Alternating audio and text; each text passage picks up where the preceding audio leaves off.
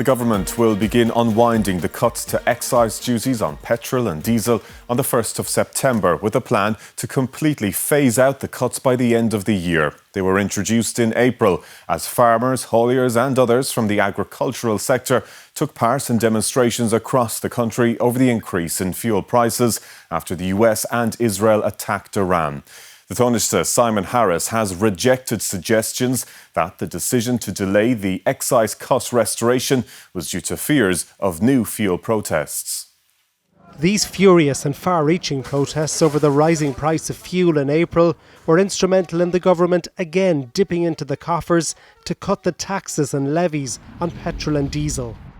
Now, these reductions have been extended until the start of September, but then they will be wound down as the price of fuel at the pump falls back to where it was before the Iran-US war. Restoration will be phased so that there won't be any significant impact on consumers. Particularly parallel with that, we expect a reduction in the very excessive prices around petrol and diesel. The government will begin unwinding the cuts on the 1st of September. On that date, there will be a 9-cent increase on each litre of petrol and 10-cent on diesel. On the 1st of October, the increase will be 8-cent on both petrol and diesel. Then, on November 1st, there will be a 5-cent increase on petrol and 7-cent on diesel. At the beginning of December, the reductions will be fully unwound, with the excise duty on petrol rising by 5-cent and diesel again going up by 7-cent. In Leinster House, several opposition parties want the reduced excise duties to remain in place. The suggestion that the increases would be phased will provide no succour whatsoever, and it just reinforces my view that governments still do not understand the crisis that many families are going through. Even if the current trajectory of fuel prices remain, we're talking about bringing diesel up to about €2.10, which for many people is just not feasible. The Taoiseach told the Dáil this evening that the overall cost of the fuel package now exceeds €1 billion. But he did pledge further measures in the budget to help ease the cost of living burden on families and workers. Micheál Lahan, RTE News, Leinster House. VAT charged in cafes, restaurants and hairdressers will be cut from 13.5% to 9% from midnight. The government is taking the step to help sectors which it says are under financial pressure. The rate of VAT has been changed on a number of occasions over recent decades.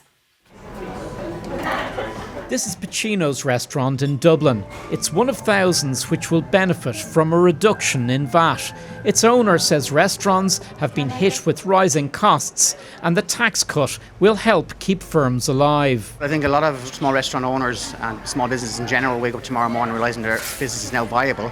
It's been a tough couple of years following COVID and price increases, so now they can actually get a bit of breathing ground.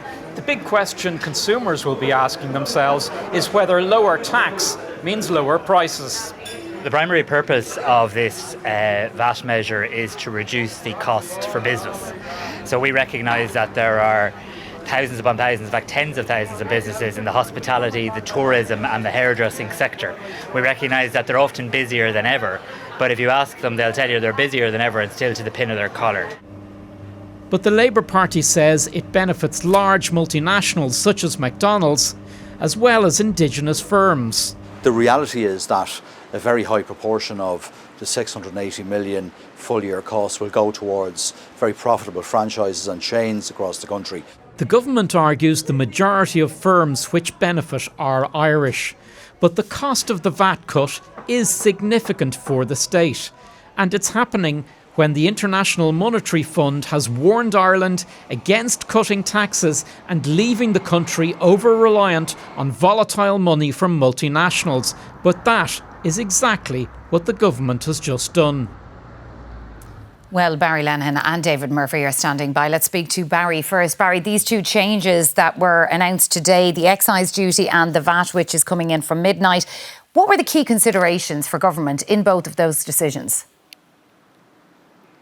Well, remember, the excise cuts were announced after April's fuel protests, but the Tánaiste Minister for Finance, Simon Harris, emphatic this afternoon that the delayed restoration of excise from September is not linked to fears around a fresh wave of protests. But the coalition, of course, will want to put its best foot forward from tomorrow, with the eyes of Europe watching as it assumes the presidency of the EU Council. And the ministers will look to watch whether there might be a fresh wave of protests. All in all, the delayed restoration of the excise cuts brings to €1 billion the amount spent on fuel supports. And in relation to the VAT cut, from midnight tonight, the coalition insisted that there's a democratic mandate for this measure. But you will recall there was some disquiet within Fianna Fáil in particular around its introduction, which is costing €232 million this year and €681 million next year. What to watch politically is what happens potentially around personal tax cuts and how far the coalition might go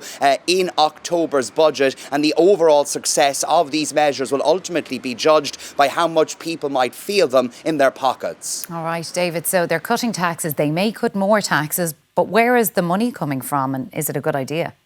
Well, that's the key thing. Like, every time they cut taxes, it reduces the amount of money that is coming in to run the country. And yesterday there was a report by the International Monetary Fund.